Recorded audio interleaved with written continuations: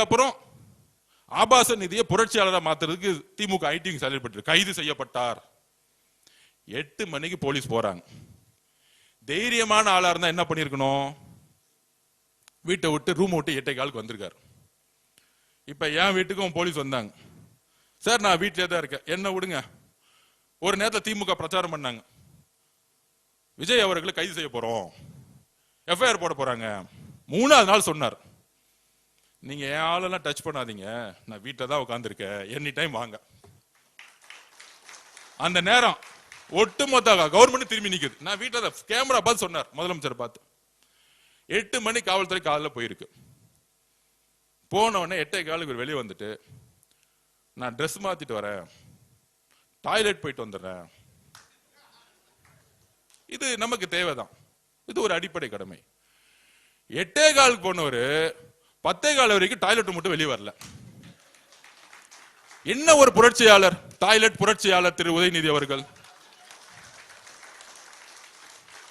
காலமும் நேரமும் எப்படி 24 மணி நேரத்தில் உன்னுடைய ஆணவத்தை அடக்குது பாத்தீங்களா? என்ன தெரியுமா? அதாவது இது சிறை செல்வது நம்மளுடைய நோக்கம் இல்ல, அது உயர் நீதிமன்றத்திலேயே முதலமைச்சருடைய குறிக்கோள் என்னன்னு சொல்லிட்டார்.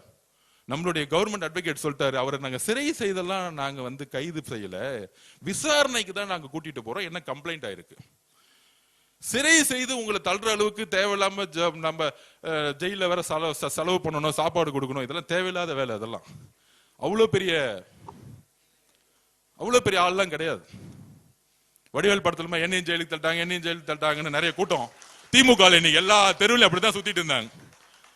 அதுவும் பாருங்க, உதயநிதிக்காக வேன்ல ஏறனவே தெரியல, வரும்போதே போட்டோகிராஃபர் வீடியோகிராஃபர்லாம் போட்டுட்டு கரெக்டா வண்டியில கொடியை பிடிச்சிட்டு நானும் ஜெயிலுக்கு போறேன்பா அப்படிங்கிற மாதிரி தான் ஒரு ஐடிவிங்க திமுக. உணர்வற்ற திமுக இன்னைக்கு. கட்சி தலைமைக்கும் தொண்டர்களுக்கும் உணர்வே கிடையாது. சும்மா போலியா உருவாக்குறது, இதெல்லாம் காசு கொடுத்து தெரியும் கூட்டிட்டு வர்றது. அப்ப 8:15 10:15 வரைக்கும், அதாவது நேத்து ஒரு பெண்களை அருவருப்பா பேசி அசிங்கமாக பேசிய உதயநிதி அவர்கள் இன்னைக்கு டாய்லெட் 2 மணி நேரம் உட்கார வச்சுட்டாங்க பாத்தீங்களா? அதுதான் காலமும் நேரமும். உங்க ஆணவம் இருக்கு பாத்தீங்களா? உங்க ஆணவத்தை டாய்லெட்ல உட்கார வச்சாங்க பாத்தீங்களா? வாழ்க்கை முழுசும் என்னைக்கு மறக்கவே மாட்டார் டாய்லெட்ல 2 மணி நேரம் உட்கார்ந்தது. போலீஸும் வெயிட் பண்ணிட்டே இருக்காங்க, என்னப்பா இவ்வளவு நேரம் டாய்லெட் போயிட்டு இருக்காரு. தைரியமா வந்தாரு, என்ன பண்ணிருக்கணும்? 8:15 வாங்க போலாம், விசாரணை தானே போலாமே, இன்னும் இருக்கு. நீங்க தான் தப்பே பண்ணலையே, உங்களுடைய மொழி அடிப்பில் நான் என்ன தப்பு பண்ணேன்? ஒண்ணுமே தப்பே பண்ணலையே. அதாவது மனிதரா இருக்கவர்கள் நம்ம தவறு செஞ்சுட்டா, ஆமா அந்த நேரத்துல நான் தவறு செஞ்சுட்டேன், நான் வருந்துகிறேன்னு சொல்லிட்டு போயிடுவாங்க. ஆகச்சிறந்த தலைவர்கள் மேடம் ஜெயலலிதாவே, ஆமா தவறு நடந்துருச்சு விட்டுருங்க. ஆனா வெளியே சிரிச்சிட்டு நான் எந்த தவறும் செய்யலன்னு சொல்றாரு பாத்தீங்களா? இதுதான் ஆணவத்துடைய உச்ச கொடுமை. நம்ம சட்டப்படி கோர்ட்ல அவர் சிறை செல்லணும் பண்ணல, நியாயப்படி பெண்கள் முன்பு யாரு தவறு செய்தாலும் கைது செய்யப்படாலும் பெண்களுக்காக எங்க தலைவர் குரல் கொடுத்தார். இதுதான் எங்களுடைய தலைவர், யாரா இருந்தாலும் சரி. இந்த மெசேஜ் என்ன தெரியுமா? இனி வரும் காலங்களில் எதிர்க்கட்சி தலைவரையே கைது செய்யறோம். இனிமேட்டு இந்த சோசியல் மீடியால இருக்கிறவங்க, இந்த மஞ்ச பத்திரிகை நடத்துறவங்க, என்ன இந்த ட்விட்டர்ல டூப்ளிகேட் ஐடி வச்சிருக்கிறவங்க, இன்ஸ்டாகிராம் டூப்ளிகேட் ஐடி வச்சிருக்க திமுக வச்சிருக்காங்களா, எல்லாத்தையும் தேடி பிடிச்சி பெண்களை நோக்கி விமர்சனம் வந்தா உடனடியாக கைது செய்யுங்க. இதுதான் தமிழக வெற்றித்துடைய முதல் கொள்கை. ஊழல ஒழிச்ச மாதிரி பெண்களை அருவருப்பா பேசக்கூடிய கலாச்சாரத்தை ஒழிக்கக்கூடிய ஒரு ஆட்சியை உருவாக்கணும். அதுதான் எங்களோட தலைவர். இவ்வளவுதான் சிந்தனை. அது எந்த பெண்ணா இருந்தாலும் சரி, இதுதான் முதல் கொள்கை. பெண்களுக்கான பாதுகாப்பையும் பெண்களுக்கான செக்யூரிட்டியும், அவங்க தைரியமாக வெளியே பணி செய்யக்கூடிய எந்த ப்ரொஃபஷனல், பொலிட்டிக்கலா இருக்கட்டும் மீடியாவா இருக்கட்டும், எந்த ப்ரொஃபஷனல் தைரியமா வெளியே வரணும். அப்படி இருந்தா அது அவங்களுக்கு யாரெல்லாம் முடக்க பார்க்கறாங்களோ அவங்க கைது செய்யப்படும். அப்ப இந்த கலாச்சாரத்தை ஒழிக்கணும். அதுக்குதான் இந்த கைது. அதுலயும் விசாரணை. ஏன் விசாரணை பண்ணக்கூடாதா? என்ன மன்னராட்சியா? அதெல்லாம் முடிஞ்சு போச்சு. 2026 மே 10 முடிஞ்சு போச்சு. மன்னராட்சி தூக்கி எரிஞ்சாச்சு. இங்க எல்லோரும் தவறு செய்தால் போலீஸ் கூப்பிட்டா விசாரணைக்கு போய் தான் ஆகணும். கூப்பிட்டா 10 மணிக்கு கூப்பிட்டாங்க, எல்லா அட்வொகேட்ஸ் வந்துட்டாங்களாம். பெரிய பெரிய 100 அட்வொகேட் உட்கார வச்சுட்டு எல்லாம் பேசிட்டு நான் போறேன். அதே 8:15 போக வேண்டியது தைரியமா இருந்தா. அப்ப போன பிறகு போலீஸ் ஒரு 1 hour 2 hour என்கொயரி பண்ண போறாங்க. ஏங்க பேசுனீங்க? அவருக்கு கொஞ்சம் மறதி நோய், நான் பேசவே இல்லைங்க நேத்து அப்படின்னு சொல்லுவாரு. அதுக்கப்புறம் கோர்ட்டுக்கு போவோம் சப்ஜெக்ட். ஆனால் தமிழக பெண்களுக்கு எங்களுடைய தலைவர் ஒரு உறுதியும் நம்பிக்கையும் முதல் முறையா கொடுத்திருக்கிறார். தவறு செய்தா நான் யாரா இருந்தாலும் கைது பண்ணுவேன், அதுக்கான கான்சிக்வன்ஸ் பத்தி கவலைப்பட மாட்டேன். எதிர்க்கட்சி தலைவரா நீ நைட் என்கொயரி முடியும், காலை சட்டசபைக்கு வாங்க, என்ன வேணா கேள்வி கேளுங்க, நாங்க இருக்கிறோம், எழுதி வச்சுக்குவாங்க. அண்ணா பொதுச்செயலாளர் அண்ணா தலைவர்கிட்ட ரிக்வஸ்ட் பண்ணிருங்க, இனிமேட்டு உதயநிதி அவர்களுக்கு தலைவர் இருந்து பதில் சொல்ல வேணாம். நான் இருக்கேன், அண்ணன் விஸ்வநாத அண்ணன் இருக்கிறாரு, செங்கோட்டை அண்ணன் இருக்கிறாரு, நம்ம தம்பி ரமேஷ் இருக்கிறாரு, இங்க இருக்கக்கூடிய சட்டமன்ற உறுப்பினர் இருக்காங்க, நம்ம பதில் சொல்லிக்கிறோம். தலைவர் போய் நேரா அவருடைய ஆட்சி பணியை அவர் பாட்டிக்கு செய்யட்டும், பதிலே சொல்ல வேண்டாம். இந்த மாதிரி கேரக்டருக்கு, இந்த ஆபாச நீதிக்கெல்லாம் எந்திரிச்சு எங்களுடைய தலைவர் தமிழக மக்களால் சிங்கிளா தேர்ந்தெடுக்கப்பட்ட நம்பிக்கை உருவாக்கி தலைவர் பதில் சொல்ல வேண்டிய அவசியமே கிடையாது, பதில் சொல்ல கூடாது.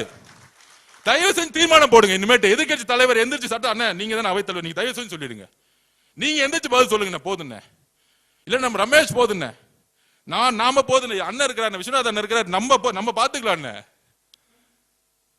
அப்ப நம்ம பாத்துக்கலாம். தலைவர் வளர்ச்சியை நோக்கி அரசியலை உருவாக்கட்டும், நம்ம அரசியலை பாத்துக்குவோம். நீங்க அவரை, அதாவது திமுக காரங்க இறங்கிட்டாங்க, சொல்றாங்க எங்க பார்த்தாலும் போராட்டம்னு. ஒன்னும் இல்ல, எங்க பொதுச் செயலாளரும் சரி நாங்களும் ஜஸ்ட் கண்ணு காமிச்ச ஒட்டுமொத்த ஜென்சி ரோட்ல இறங்கினா மகனை ஒருத்தன வீட்டுல இருக்க மாட்டீங்க, ஒருத்தன் வீட்டுல இருக்க மாட்டீங்க.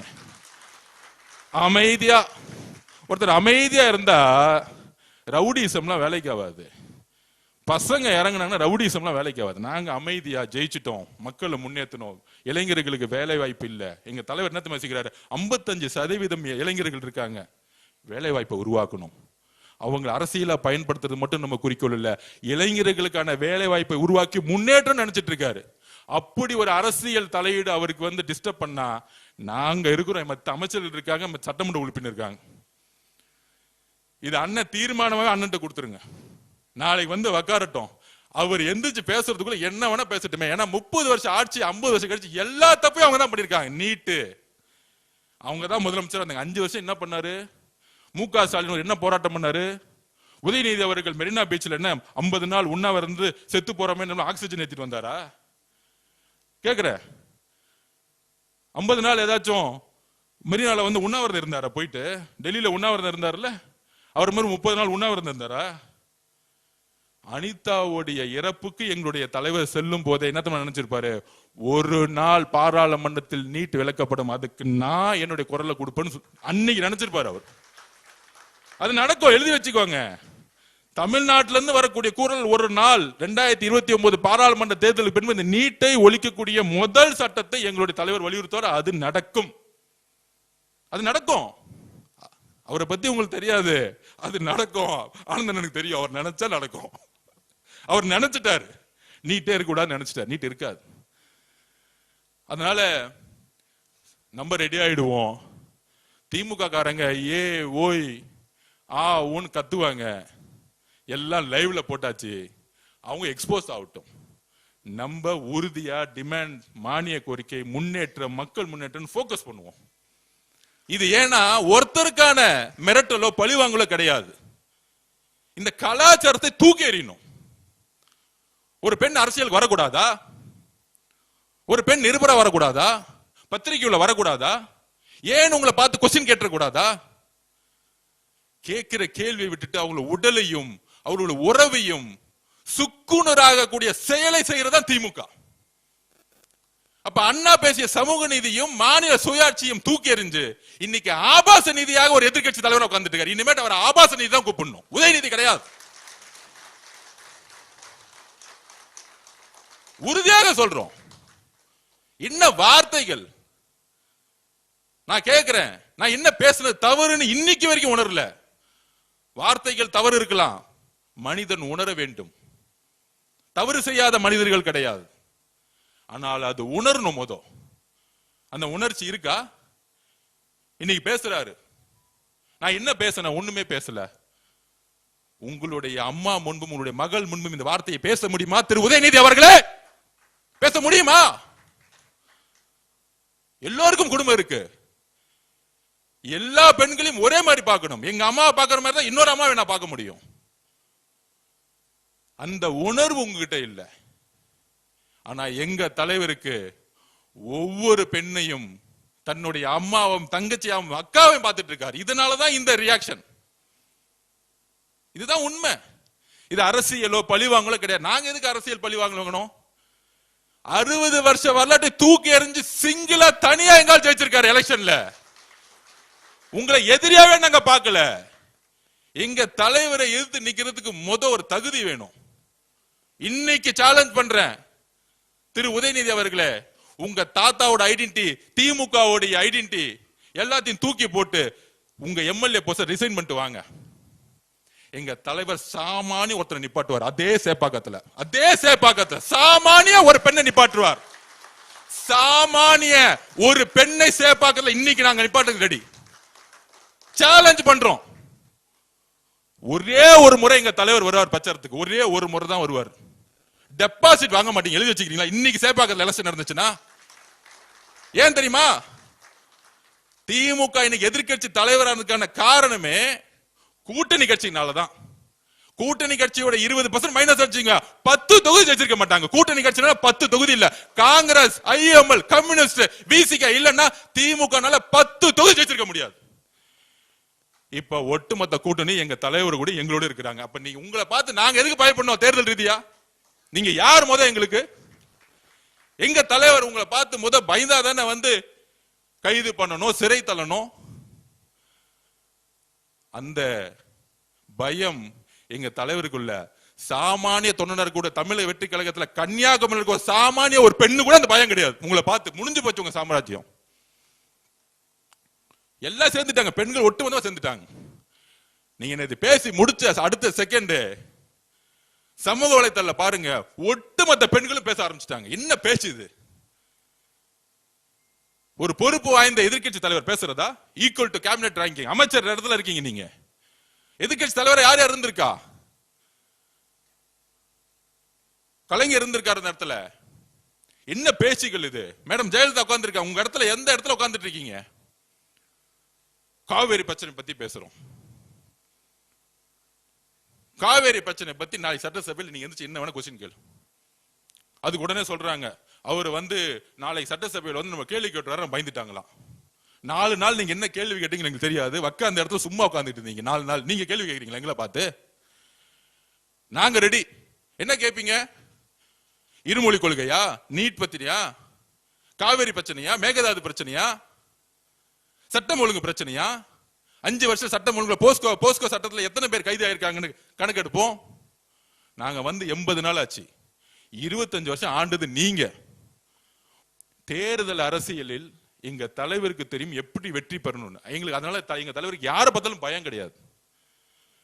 அவர் சொல்லுவார், ஒருவேளை நம்ம நேர்மையா இருப்போம், ஒருவேளை ஆட்சியே கவர்ந்தாலும் என்ன அர்ஜுன் 3 மாசம் எலெக்ஷன் வரும், நம்ம 234 தொகுதி ஜெயிக்கிறதுக்கான வேலையை பண்ணுங்க.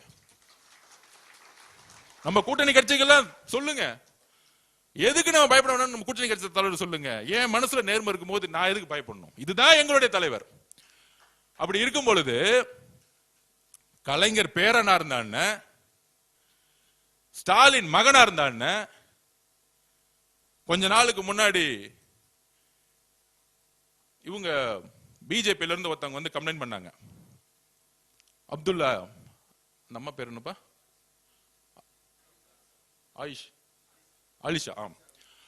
அலிஷா அப்துல்லா மேடம் வந்தாங்க. வந்து கமிஷனர் கம்ப்ளைண்ட் போச்சு. தரக்குறைவா யூடியூப்ல பேசினாங்க. தரக்குறைவா.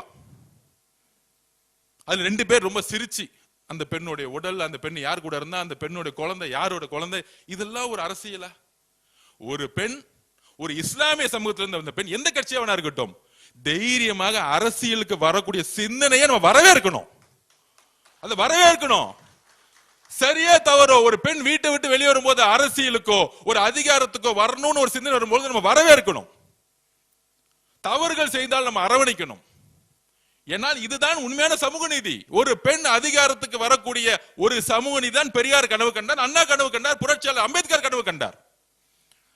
அப்போ ஒரே ஆக்ஷன், அவங்க 2 பேரும் அரெஸ்ட் பண்ணிருங்க. திமுக தான், பக்கா திமுக.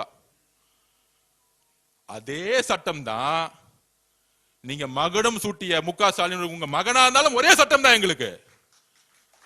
மனுநீதி சோழனுடைய ஆட்சி நடந்துகிட்டு இருக்க, தான் மகனா இருந்தாலும் சட்டம் தன் கடமையை செய்யும் சொல்லக்கூடியவர் தான் எங்களுடைய முதலமைச்சர். தமிழக வெற்றி கழகத்தில் தவறு செய்யும் போது அடுத்த செகண்ட் பொதுச்செயலர் கட்சி விட்டு அரெஸ்ட் பண்ணுன்னு சொல்லிடுவார். இது வரைக்கும் 3 பேர் அரெஸ்ட் பண்ணிருக்காங்க. அந்த மாதிரி தமிழக வெற்றி கழகத்துடைய நிர்வாகிகள் யார நீக்கல. அப்ப இந்த கட்சியை உருவாக்கியது, நாங்கெல்லாம் அமைச்சராக இங்க அமர்ந்திருக்கிறதுக்கு முக்கிய காரணம், ஏன் எங்களுடைய தலைவரை முதலமைச்சர் ஆக்கியதே தமிழ்நாட்டுடைய பெண்கள். அப்ப அந்த பெண்களை கொச்சையாக பேசும் பொழுது யாராக இருந்தாலும் சட்டப்படி நடவடிக்கை எங்களுடைய முதலமைச்சர் எப்படியும் எடுப்பார். அதுக்காக எந்த போராட்டம் நாங்கள் எதிர்கொள்ள ரெடியா இருக்கிறோம். ஏன்னா இது தமிழக பெண்களுடைய கோரிக்கை. நேத்துல இருந்து ஒட்டுமொத்த நேஷனல் மீடியாவும் ஒரு எதிர்க்கட்சி தலைவராக இப்படி பேசலாமா? டிஸ்கஸ்டிங் ஸ்பீச்சஸ் நேத்துல இருந்து ஆரம்பிச்சிட்டாங்க, ஆர்குமெண்ட் ஆரம்பிச்சிட்டாங்க. நம்மளுடைய மீடியா தான் லேட்டா இருந்திருப்பாங்களே, காலைல இருந்து ஆரம்பிச்சாங்க. பெண்கள்லாம் சமூக வலைத்தளத்துல இறங்கி அடிக்க ஆரம்பிச்சிட்டாங்க.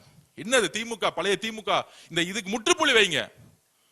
50 வருஷ திமுக இந்த பெண்களை நோக்கி இழிவா பேசக்கூடிய அரசியலை முற்றுப்புள்ளி வைங்க.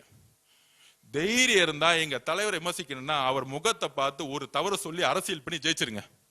எந்த காலத்துல வாய்ப்பு கொடுக்கவே மாட்டார் அவர். உங்களுடைய அரசியல் எல்லாத்தையும் தூக்கி போட்டு தான் ஜெயிச்சுட்டு வந்திருக்காரு. அப்ப இது மாதிரி ஒரு விமர்சனத்தை உருவாக்குனா ஒரு அட்டென்ஷன் கிடைக்கும். இதுதான் ஒரு கேவலமான பிறப்பாலே அந்த பிரச்சனை இருக்கு அவருக்கு. அவர் நல்ல டாக்டர் அனுப்பணும், சைக்காலஜி டாக்டர் அனுப்பணும். இதுதான் உண்மை. மனநல மருத்துவர்கிட்ட திரு உதயநிதி அனுப்பணும். ஓப்பனா சொல்றேன், உண்மை. ஒரு பெண்ணை நோக்கிய பார்வை இருக்கு பாத்தீங்களா, அந்த பார்வை எங்க இருந்ததுன்னா பிறப்புல இருக்கும் போது ஏதோ பிரச்சனை இருந்தா தான் வரும். அந்த மாதிரி எங்க அம்மா அப்படி பார்க்க முடியுமா? எங்க அக்காவை தங்கச்சி அப்படி பார்த்து நான் பேச முடியுமா? சொல்ல முடியுமா? சொல்ல முடியாது, சொல்ல வராது. உங்க குடும்பம் மட்டும் உங்களுக்கு புனிதமும் பெருமைனா எங்க தலைவர் தமிழ்நாட்டில் இருக்க எல்லா பெண்களையும் புனிதமும் பெருமையா பார்ப்பார். அவங்களை நீங்க டச் பண்ணீங்கன்னா ஒரு குரல் கொடுப்பார், யாராக இருந்தாலும். அதான் சொன்னேன் நான். ஆலிஷா மேடத்தை கம்ப்ளைண்ட் வாங்கினவன ஆக்ஷன் எடுத்தாங்க இல்லையா? யாரா இருந்தானே உடனே விமர்சனம். இந்த பத்திரிக்கை அந்த பத்திரிக்கை அந்த மஞ்சள் பத்திரிகை எல்லாம் முதல் ஒழிச்சு விடணும். எல்லா பத்திரிகை யாரெல்லாம் பெண்ணை நோக்கி விமர்சனம் பண்றாங்களோ தவறு அது. ஒரு பெண் வீட்டை விட்டு வரும்பொழுது, அதிகாரத்துக்கு வரும்பொழுது, எம்எல்ஏ மினிஸ்டர் வரும்பொழுதோ இல்ல தொழில்துறையில் வரும்பொழுதோ அவங்களை நீங்க உடல் மொழியா கை வச்சாலே அடுத்த செகண்ட் கொஸ்டின் வரும். ஏன் இங்க இருக்கக்கூடிய இங்க எக்ஸாம்பிள் சொல்லிடுறேன். இங்க தொழில்துறை அமைச்சர் கூடிய கீர்த்தனா மேடம் அப்பப்ப கடுமையான விமர்சனம் வரும் திமுக ஐடி விங். அதுக்கான காரணம் என்ன தெரியுமா? இப்ப நான் உண்மையா சொல்றேன். தொழில்துறையில லாஸ்ட் 5 வருஷமா ஒவ்வொரு நிறுவனங்களுக்கும் ஒவ்வொரு பாலிசி எடுத்திருக்காங்க. அதாவது ஒரு நிறுவனுக்கு ஒரு சப்சிடி பாலிசி, இலவசம், டாக்ஸ்ல ரிலாக்ஸ், இது மாதிரி. இன்னொரு நிறுவனங்களுக்கு லேண்ட் ஃப்ரீயா கொடுக்குது. இது ஒரு ஊழல், பெரிய ஊழல். இந்த ஊழலோட ஃபைல் எடுக்கிறாங்க. அந்த ஊழல் பண்ண அமைச்சர் யாரு? முன்னாடி டிஆர்பி ராஜா. டிஆர்பி ராஜா இன்னைக்கு எந்த பொசிஷன்ல இருக்காங்க? திமுக ஐடி விங்கோட செக்ரட்டரி. இப்ப புரியுதா? திமுக ஐடி விங் செக்ரட்டரி ஏன் ஒரு பெண்ணை, ஏன் இந்த அமைச்சரை டார்கெட் பண்றாங்கன்னு தெரியுதா? ஏன்னா அந்த ஊழல் வெளியே வந்துடக்கூடாது. வெளியே வந்துச்சுன்னா அவர் மாட்டிக்குவார். அப்ப ஒருத்தரை நெகட்டிவ் பண்ணு, அந்த கேரக்டர் நெகட்டிவ் பண்ணு, அந்த பெண் அமைச்சரை நெகட்டிவ் பண்ணு. அப்ப திமுக ஒட்டுமொத்த அதுக்கு மேல தவறு செய்தா இந்த கிரவுண்ட்ல ஃபுட்பால் மேட்ச் எல்லாம் பார்த்துப்பீங்க, ஃபவுல் அடிச்சா ஆட்டத்தை விட்டே போயிடுவாங்க. ஆல்ரெடி உங்க அப்பா தவறு செஞ்சாரு, ஆட்டத்தை விட்டு போயிட்டார். அடுத்தது அவர் புள்ள ஃபவுல் அடிச்சுக்கிட்டே இருக்கு, ஆட்டத்தை விட்டு போறாங்க. நம்ம இறங்கி ஆட போறோம். இப்ப இல்ல, அடுத்த 50 வருஷத்துக்கு தமிழக வெற்றி கழகம் மட்டும்தான் இங்க இருக்கும். அதோட சேர்ந்த கூட்டணி கட்சி இருக்காங்க.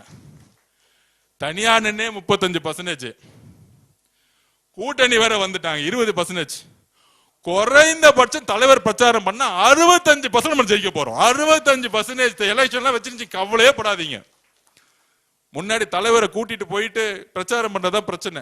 அண்ணன் வாயில சொன்னா கூட்டிட்டு போயிட்டு இட்டுன்னு வரதான் பிரச்சனை.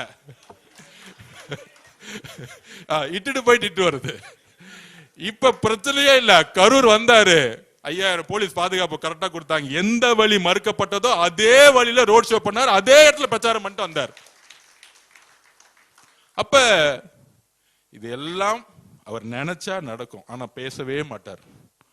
அவர் பேசும்போது அவங்க காணா போயிடுவாங்க. இதுதான் அவருடைய வரலாறு.